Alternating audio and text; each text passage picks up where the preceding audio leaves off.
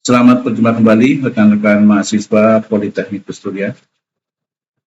Kita kuliah mata kuliah akuntansi keuangan lanjutan.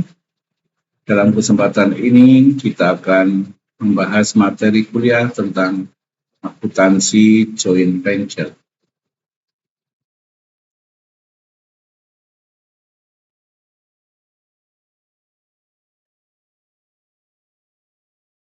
Aktivitas yang ada dalam joint venture mirip sekali dengan persekutuan. Namun kegiatannya lebih sederhana pada sistem joint venture.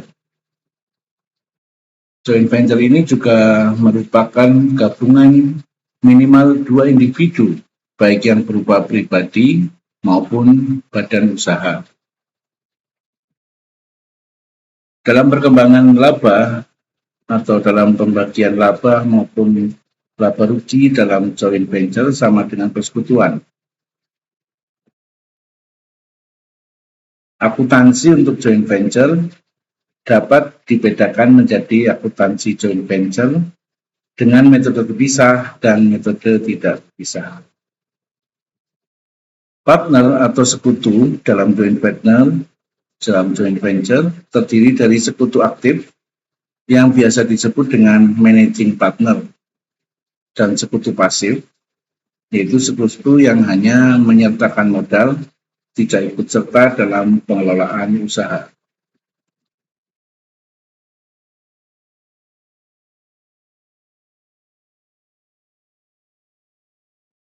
Kita bahas yang pertama yaitu metode terpisah. Metode ini digunakan jika umur joint venture relatif panjang. Joint venture menyelenggarakan akuntansi secara tersendiri yang terdiri dari rekening aktiva hutang, rekening aktiva, hutang, modal partner, penghasilan, dan biaya. Akuntansi untuk joint venture akan diselenggarakan oleh managing partner, sehingga partner ini akan menyelenggarakan 2 pencatatan, yaitu untuk dirinya dan untuk joint venture. Masing-masing partner akan mencatat investasinya sendiri atau akan melakukan pencatatan hanya jika ada perubahan saldo akun investasinya sendiri. Perubahan saldo investasi partner lain tidak akan dicatat.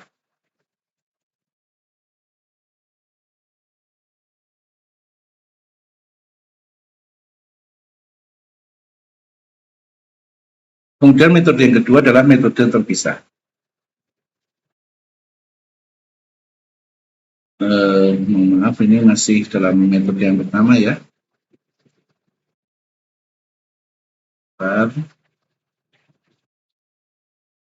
Nah, yang kedua adalah metode tidak terpisah.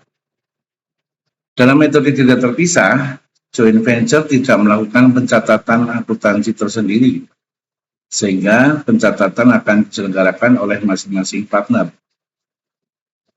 Yang pertama oleh managing partner. Managing partner akan menyelenggarakan rekening secara lengkap, yaitu terdiri dari aktiva, hutang, modal, pendapatan, dan biaya. Akuntansi dijadikan satu antara pencatatan joint venture dan akuntansi untuk dirinya.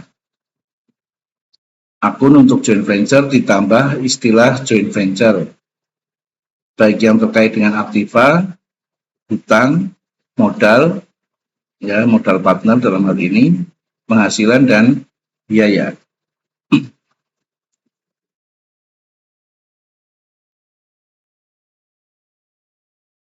Yang kedua, catatan oleh non-managing partner.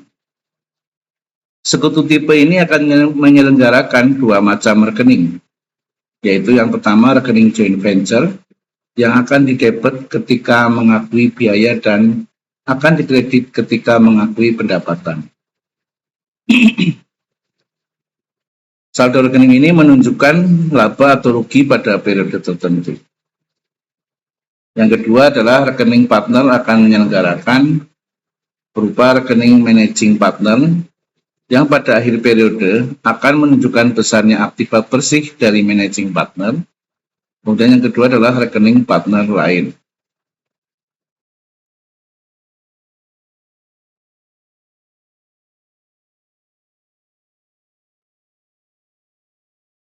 Untuk menentukan laba rugi setelah semuanya transaksi diposting, maka kemudian dihitung saldo masing-masing rekening, dan kemudian semua rekening bersaldo debit dan semua rekening yang bersaldo kredit dibandingkan, dan kemudian laba rugi dibagi ke partner berdasarkan pada perjanjian yang sudah disepakati. Ini adalah perlakuan akuntansi untuk joint venture yang terdiri dari dua metode tadi, yaitu metode yang terpisah dan metode yang tidak terpisah.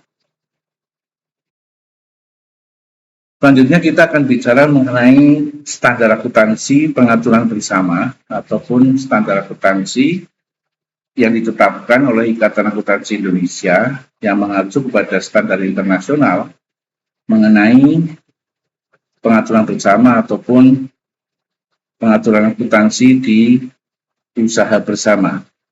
Dalam hal ini adalah joint venture. Sebuah pengaturan bersama adalah pengaturan mengikat di antara dua atau lebih pihak-pihak untuk berbagi pengendalian atau disebut dengan sharing of control yang berbentuk keputusan atau aktivitas bersama.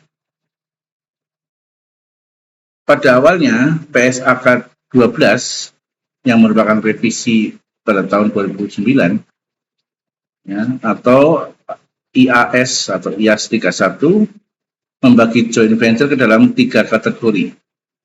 Ya, sebelum kita bicara kategori, PSAK adalah peraturan standar akuntansi keuangan. Ya. Kemudian kategorinya yang pertama yaitu pengendalian bersama operasi atau jointly control operation. Kemudian kategori yang kedua adalah pengendalian bersama aset atau jointly control asset. Dan yang ketiga adalah pengendalian bersama entitas atau jointly control entity. Itu 3 kategori yang dicatat ataupun yang biasanya dicatatkan menurut PSAK 13. Kemudian IFRS 11 memperkenalkan terminologi joint arrangement. Di Indonesia diterjemahkan sebagai pengaturan bersama. Mengklasifikasikan joint arrangement menjadi yang pertama adalah operasi bersama atau disebut dengan joint operation.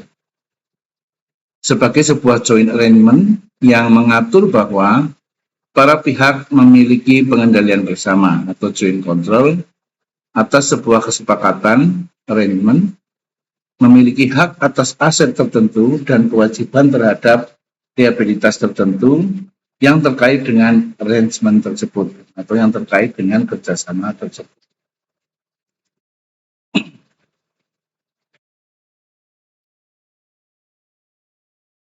Yang kedua, ventura bersama atau biasa disebut dengan joint venture sebagai sebuah jenis joint arrangement yang mengatur bahwa para pihak yang memiliki hak atas aset neto dari arrangement tersebut. IFRS 11, ya, IFRS adalah International Financial Reporting Standard, jadi itu adalah standar laporan keuangan secara internasional yang bisa diterima oleh seluruh negara. Nah, IFRS 11 ini adalah aturan terbaru yang ditetapkan oleh Asosiasi Keuangan Internasional. Jadi IFRS 11 ini menjadi sumber inspirasi untuk IPSAS 37. IPSAS adalah International Public Sector Accounting Standard. Ya, jadi standar akuntansi untuk sektor publik yang diakui secara internasional. IPSAS 37 menjelaskan bahwa pengaturan bersama dapat menggunakan entitas terpisah dari para pendiri pada praktik ramai digunakan untuk joint venture, tanpa entitas terpisah pada praktek ramai digunakan untuk CO atau joint operation, di mana bentuk-bentuknya adalah sebagai berikut.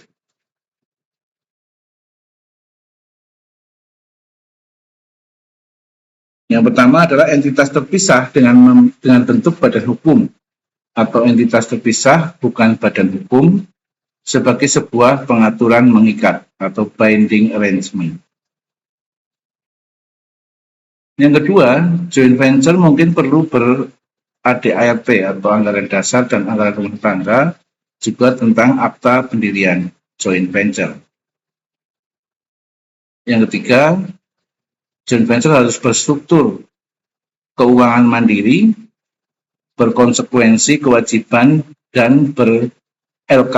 LK ini laporan keuangan terpisah. Jadi kalau di joint venture itu prinsipnya masing-masing anggota venture harus menyertakan modal, di mana modal tersebut dijadikan atau diakui sebagai modal joint venture yang terpisah dari perusahaan-perusahaan induknya masing-masing. Itu menurut IPAS 37. Jadi pada IPAS 37, untuk joint operation, pengaturan bersama tanpa pembentukan entitas terpisah ditandai oleh perjanjian perdata mengikat atau disebut dengan binding arrangement. Nah, untuk joint operation ini tidak perlu diberlakukan sebagai suatu bentuk badan hukum tersendiri, tapi bisa berjalan dengan masing-masing anggota joint ini tetap mengakui perusahaannya masing-masing. Jadi joint operation ini biasanya bersifat hanya tentatif sementara, berbeda dengan joint venture yang biasanya memiliki jangka waktu lama dan tujuan jangka panjang yang jelas.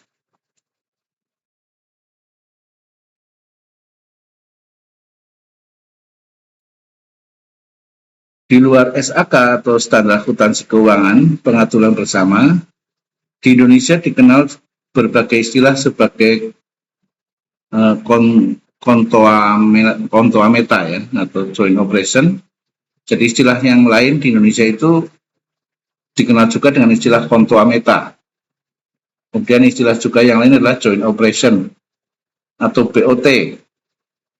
BOT adalah build on transfer. Build on transfer ini adalah dibangun terlebih dahulu sarana-sarana yang dibutuhkan, kemudian setelah masa kontrak habis, sarana aset berupa bangunan itu diserahkan kepada pemilik awal.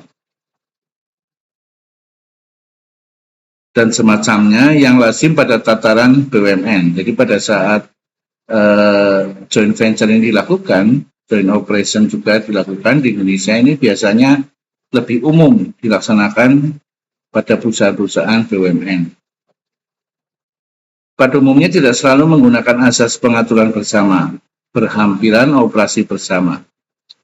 Terdapat berbagai istilah pada IPSAS 37, yaitu istilah maslahat atau benefits, pengendalian atau control, metode ekuitas atau equity method, kemudian kekuasaan atau power, hak protektif atau protective right, berbagai aktivitas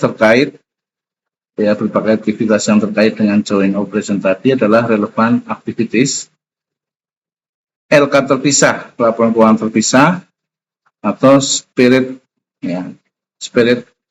financial statement (FS), dan pengaruh signifikan atau significant influence. Yang kita bahas adalah aturan-aturan akuntansi internasional yang berlaku di seluruh negara untuk proyek-proyek ataupun untuk pekerjaan-pekerjaan yang dilakukan secara joint, baik joint operation maupun joint venture. Dalam IPSAS 37 tentang pengaturan bersama menggunakan berbagai istilah yang digunakan IPSAS yang lahir terdahulu, antara lain IPSAS 34 tentang laporan keuangan terpisah, IPSAS 35 tentang laporan keuangan terkonsolidasi, dan IPSAS 36 tentang investasi pada berbagai entitas asosiasi dan ventura bersama. Nanti di lampiran ataupun di dalam grup WhatsApp akan saya sampaikan sebuah semacam paper ya, tulisan tentang IPSAS ini sebagai bahan tambahan materi kuliah. Sebuah pengaturan bersama adalah pengaturan mengikat di antara dua atau lebih pihak-pihak untuk berbagai pengendalian atau disebut dengan sharing of control yang berbentuk keputusan atau aktivitas bersama tertentu saja.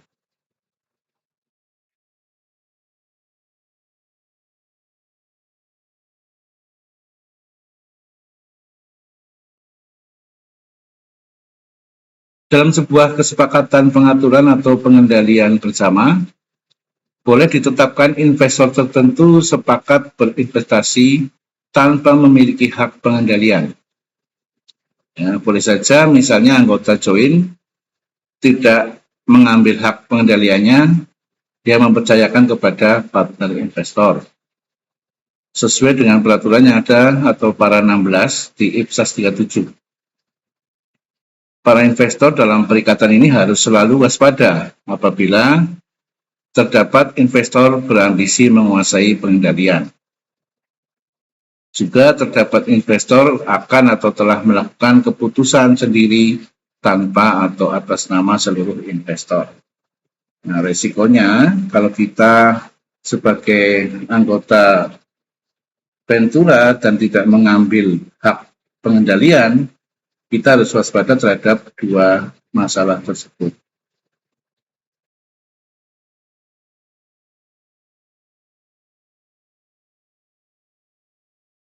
Investor selebihnya wajib mencegahnya atau menanggulangi sesuai dengan peraturan atau para 15 pada IPSAS 37. Dan mungkin mulai memikirkan sesuai para 17 dan 18 IPSAS 37, kemungkinan perubahan perikatan pengaturan atau pengendalian bersama menjadi badan hukum joint venture perseroan terbatas. Jadi artinya bahwa untuk menghindari hal-hal tadi, kalau ada partner yang tidak mengambil haknya, hak pengendalian terhadap joint venture, itu bisa dilakukan pembentukan badan hukum joint venture, yang tentunya nanti bentuknya adalah perseroan terbatas, atau PT. Atau membentuk perikatan pengaturan bersama yang lain dengan domain dan syarat berbeda, sesuai dengan pasal atau peraturan nomor 21 IPSAS 37. IPSAS 37 juga memberi ruang gerak bahwa sekumpulan investor dapat membuat beberapa perjanjian terpisah untuk proyek terpisah apabila berfaedah. Nah, jadi meskipun mereka sudah melakukan kerja bersama, joint venture sudah didudukan dalam suatu badan hukum tersendiri, sesuai dengan IPSAS 37 ini juga memungkinkan para anggota venture ini untuk melakukan beberapa pekerjaan di luar yang sudah diperjanjikan tadi. Ya. Tentunya ini akan terpisah dari perjanjian awal atau terpisah dari perjanjian joint venture yang sudah dibuatkan badan hukum. Nah, dengan kondisi itu, investor juga bisa melakukan pengendalian ataupun pengendalian risiko, misalnya dengan membuat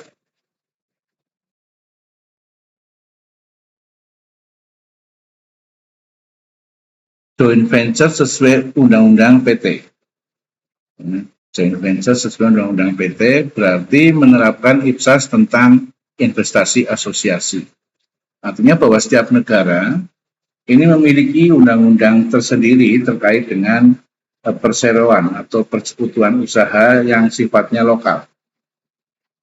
Ya, jadi joint venture ini yang mengacu kepada IPSAS 37 juga bisa membentuk joint venture anakan atau joint venture ikutan yang sesuai dengan undang-undang PT atau undang-undang perseroan terbatas yang berlaku lokal di dalam suatu negara, misalnya di Indonesia.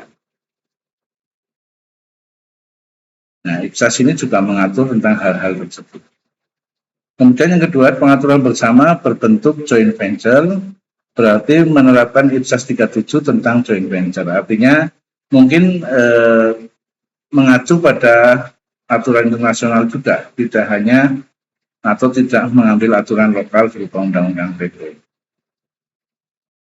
Yang ketiga adalah pengaturan bersama berbentuk joint venture operation atau joint operation, berarti menerapkan IPSAS 37 tentang investasi joint operation. Jadi di dalam IPSAS 37 ini juga mengatur terkait dengan joint operation. Saya mungkin akan menyampaikan gambaran sedikit bedanya joint operation dengan joint venture. Jadi kalau joint operation ini biasanya dilakukan oleh dua atau lebih investor, baik perorangan maupun lembaga, untuk melakukan pekerjaan-pekerjaan yang sifatnya proyek atau by project. Jadi misalnya sebagai contoh, pada tahun 95, PLN membangun namanya PLTGU Muara Tawar atau pembangkit listrik tenaga gas dan uap Muara Tawar. Karena nilai investasi yang sangat besar, ya, tahun itu senilai 1,7 triliun adalah cukup besar pada tahun 95. Sehingga PLN tidak mampu untuk melaksanakan investasi ini sendiri. Khususnya investasi untuk pembangunan sarana prasarana PLTGU tersebut. Kemudian PLN menunjuk main investor, ya. Main investor ini adalah investor utama untuk bekerjasama dengan PLN. Waktu itu ditunjuklah yang namanya ABB atau PT ABB, ya. ABB itu adalah Asia Balfour Beatty. Jadi ini adalah cabang perusahaan dari Inggris. Nah, ABB ini melakukan investasi di Indonesia untuk PLT Muara Tawar tadi dengan menunjuk pelaksana pembangunan PLTGU itu, yaitu PT Marubeni. PT Marubeni adalah perusahaan Jepang yang ada di Indonesia. Dan karena skala perusahaannya yang cukup besar, PT Marubeni juga tidak berani melaksanakan sendirian, karena ada beberapa bidang teknis yang mereka tidak menguasai. Akhirnya PT Marubeni mengajak perusahaan namanya BBSI atau Balfour Beatty Sakti Indonesia, yaitu anak perusahaan ABB yang lokal Indonesia untuk pelaksanaan teknis pembangunan. Nah, kemudian antara ABB dengan Marubeni tadi membentuk joint venture. Ya, joint venture yang disebut dengan joint venture JOKMT atau joint operation. Membentuk joint operation yang dinamakan KMT atau konstruksi Muara Tawar. Jadi terbentuklah sebuah perusahaan JO yang namanya JOKMT. Lengkapnya adalah JOKMT Project, Joint Operation Konstruksi Muara Tawar Project. Jadi joint operation untuk pekerjaan konstruksi PLTGU Muara Tawar antara PT BBSI, ya, dengan PT Marubeni Indonesia. Nah, ini adalah contoh konkret. Jadi kalau joint operation itu, dia tidak harus membentuk perusahaan baru, tapi dia hanya membentuk kerja bersama atau operasional bersama untuk suatu proyek. Nah, kalau joint venture ini bisa biasanya adalah lebih permanen atau lebih lama jangka waktunya, bukan by project tapi by target.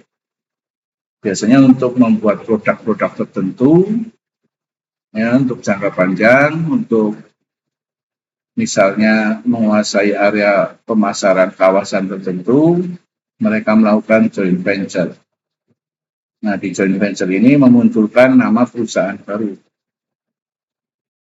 Itu kurang lebih perbedaannya antara joint operation dengan joint venture. Semoga bisa dipahami. Kemudian kita lanjutkan lagi kepada standar akuntansi pengaturan bersama.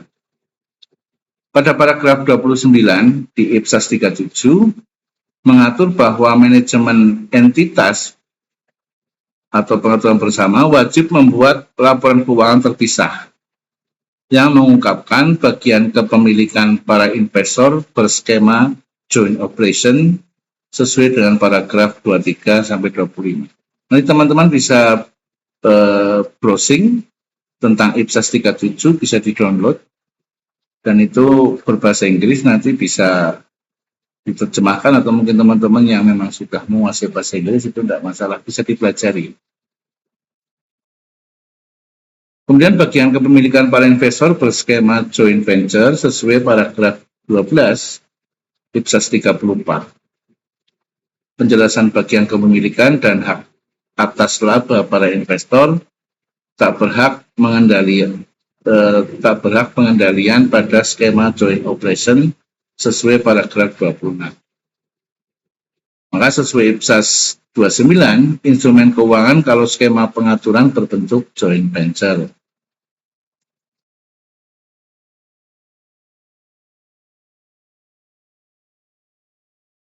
Bila entitas patungan atau joint venture berbentuk badan hukum, misalnya PT Persekutuan, misalnya PT atau Persekutuan atau Koperasi, dan memilih metode pengambilan keputusan berbasis pengaturan atau pengendalian bersama, maka entitas laporan keuangan tersebut mungkin layak menggunakan SAK joint venture, ya, standar akuntansi keuangan. Ini adalah standar akuntansi yang diterbitkan oleh Ikatan Akuntan Indonesia, yang berbasis pengaturan atau pengendalian bersama. Pada sistem pengaturan bersama, tidak ada sebuah pihak investor pun yang memiliki kuasa atau kontrol memutuskan, sehingga rapat investor bertujuan menghasilkan keputusan bulat atau aklamasi. Artinya bahwa menurut SAK joint venture yang berbasis pada pengaturan atau pengendalian bersama, para pihak tidak punya hak untuk memutuskan secara sepihak. Jadi harus diputuskan secara bulat atau bersama-sama atau secara aklamasi dalam suatu pertemuan atau rapat investor tertentu.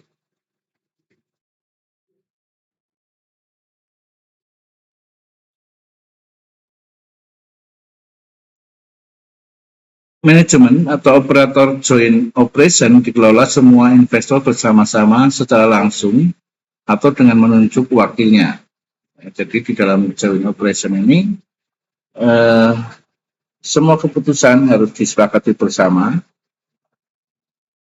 secara langsung, atau bisa jadi salah satu investor menunjuk wakil, ya. Untuk mengakui yang pertama adalah aset diterima dari venturer. Kemudian yang kedua, bagian kepemilikan venturer atas aset joint operation. Kemudian liabilitas joint operation atau hutang joint operation. Yang keempat, bagian kewajiban venturer atas liabilitas CO. Jadi bagian ataupun porsi kewajiban para investor yang bergabung dalam ventura atas hutang-hutang pada joint operation. Kemudian yang kelima adalah tentang pendapatan joint operation. Namun untuk mengakui bagian hak venturer atas pendapatan bila diatur pada perjanjian joint operation. Yang ketujuh, pengakuan beban joint operation. Dan kedelapan, pengeluaran venturer yang dapat diakui sebagai beban joint operation sehingga dapat ganti atau reimbursement dan membuat laporan keuangan joint operation. Ini memang agak rumit kalau kita harus mempelajari teori tentang standar akuntansi pengaturan bersama secara internasional. Dan ini banyak di Indonesia perusahaan-perusahaan yang joint venture di mana contoh-contohnya sudah kita bahas pada pertemuan sebelum ini pada saat kita membahas pemahaman atau pengertian tentang joint venture. Sebuah entitas joint venture mencatat atau mengakui bagian hak atas joint venture sebagai investasi menggunakan metode ekuitas sesuai dengan IPSAS 36. Bila investasi tidak mempunyai posisi pengendalian bersama, maka disajikanlah sesuai dengan IPSAS 28, yaitu instrumen keuangan. Nah, dari pembahasan dari awal tadi, maka inilah intisarinya, intisari akuntansi pengaturan bersama. Intisari yang pertama adalah bahwa perikatan pengaturan bersama boleh dipilih dari beberapa metode. Yang pertama adalah berupa pendirian entitas pengaturan bersama berbentuk badan hukum terpisah dari para investor.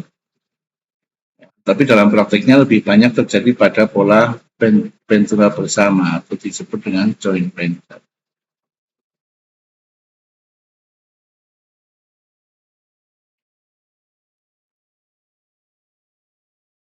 Yang kedua adalah perikatan perdata pengaturan bersama tanpa badan hukum. Dalam praktik lebih banyak terjadi pada operasi bersama atau joint operation. Jadi kalau di dalam seperti saya katakan tadi, kalau misalnya bentuknya joint venture itu biasanya akan terjadi perikatan bersama membentuk suatu badan hukum tersendiri. Sedangkan perikatan bersama yang tanpa badan hukum atau tanpa membentuk badan hukum tersendiri, ini lebih banyak dilakukan pada pola-pola operasi bersama atau disebut dengan joint operation.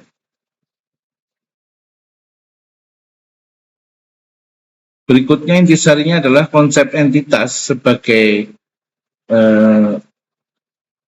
tenet akuntansi menyebabkan setiap perikatan wajib membuat laporan keuangan terpisah dari pendirinya.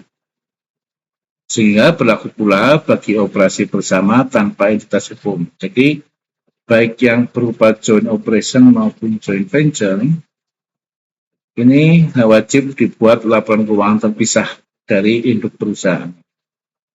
Supaya ketahuan posisi masing-masing investor atau masing-masing anggota joint. Berikutnya, pada sistem pengaturan bersama, tidak ada sebuah pihak investor pun yang memiliki kuasa atau kontrol memutuskan. Rapat investor bertujuan menghasilkan keputusan bulat atau aklamasi. Jadi, di dalam operasional ataupun perusahaan yang melakukan kerjasama dengan pengaturan bersama ini tidak boleh ada keputusan sepihak oleh salah satu pihak investor saja, tapi harus dilakukan melalui rapat keputusan bersama yang menghasilkan suara bulat atau keputusan bulat maupun secara aklamasi. Berikutnya adalah tidak digunakan istilah pengendalian atau kontrol dan pengaruh signifikan ataupun signifikan influence yang terdapat pada akuntansi investasi asosiasi. Jadi dalam pencatatan akuntansinya, ya ini harus mengacu kepada aturan-aturan internasional, tidak boleh mengacu kepada salah satu standar akuntansi yang diterapkan oleh salah satu anggota joint venture maupun joint operation. Berbagi pengendalian atau sharing of control yang berbentuk keputusan atau aktivitas bersama hanya untuk hal-hal tertentu saja. Ya. Jadi sharing control untuk membuat keputusan ataupun suatu kegiatan bersama ini hanya untuk aktivitas tertentu saja, tidak seluruh aktivitas. Diizinkan kesepakatan investor bahwa investor tertentu berinvestasi tanpa memiliki hak pengendalian. Jadi ada kesepakatan juga di situ bisa dimungkinkan apabila ada investor lain yang masuk, tetapi dengan catatan tidak boleh memiliki hak pengendalian atau tanpa hak pengendalian. Sekumpulan investor yang sama boleh membuat beberapa perjanjian terpisah yang berbeda-beda untuk berbagai proyek terpisah.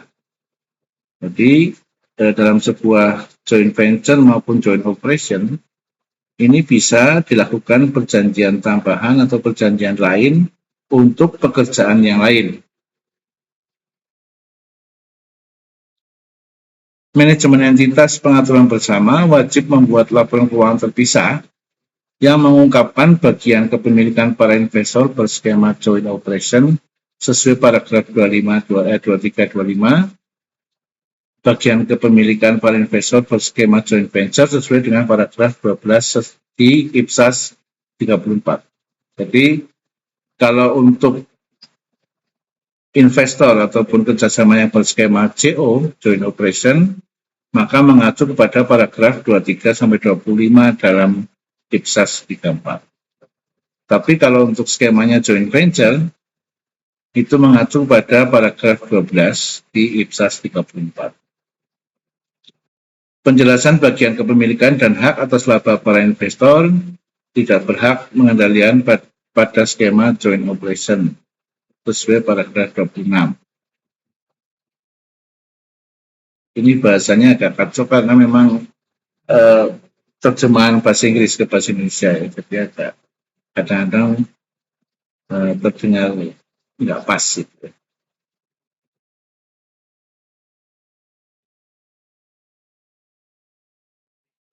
Sesuai IPSAS 29, instrumen keuangan kalau skema pengaturan berbentuk joint venture. Jadi dalam penjelasan pembagian kepemilikan dan hak atas laba para investor ya, yang tidak berhak untuk mengendalikan, ini mengacu kepada skema joint operation sesuai paragraf 26. Jadi untuk tadi yang saya sampaikan, apabila ada investor lain di luar joint venture boleh saja ikut bergabung, tetapi dia tidak memiliki hak pengendalian atau pengaturan. Nah, untuk urusan pembagian laba, itu mengacu pada paragraf 26 sesuai dengan IPSAS 29. Ini memang agak rumit karena bercampur dengan aturan-aturan ataupun bentuk-bentuk hukum internasional. Kemudian ikhtisar berikutnya adalah manajemen atau operator joint operation mengakui bahwa yang pertama aset diterima dari venturer. Kemudian pembagian kepemilikan venturer atas aset joint operational ini sama dengan yang tadi ya, kita sebutkan tentang pengakuan-pengakuan di dalam joint operation.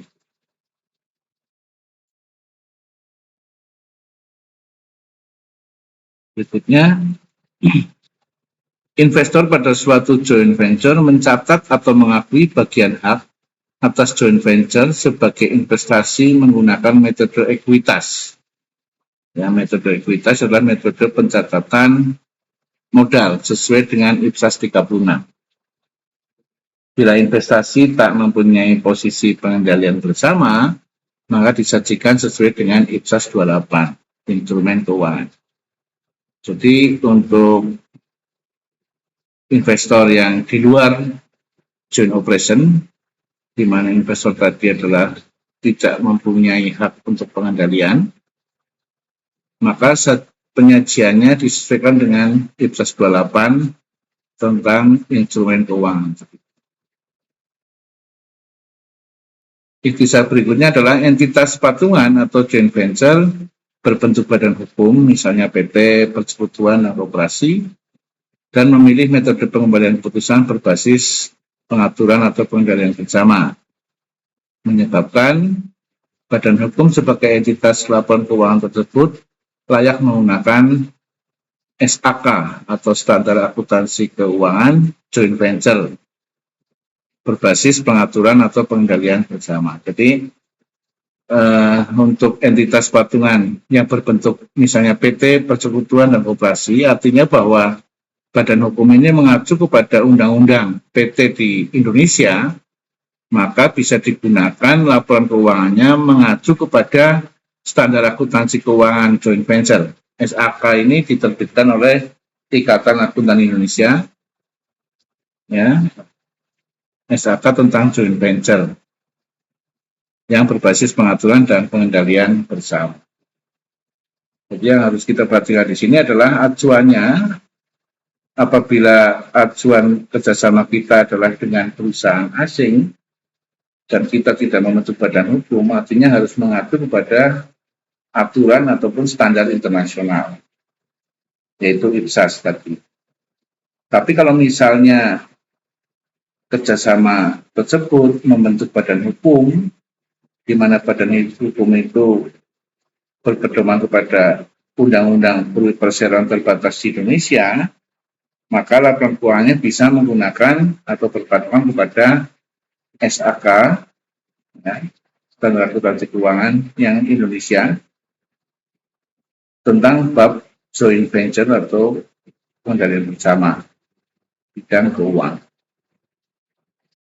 Saya kira itu teman-teman materi yang bisa saya sampaikan pada kesempatan kuliah kita kali ini. Semoga bisa dipahami dengan baik. Nanti akan saya lampirkan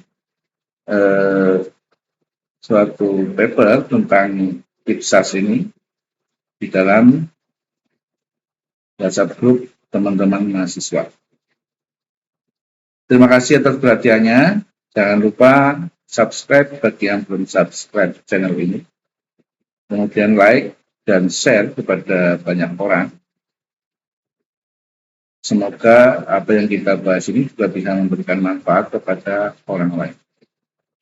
Terima kasih atas perhatiannya. Kita berjumpa kembali pada kuliah-kuliah kita berikutnya.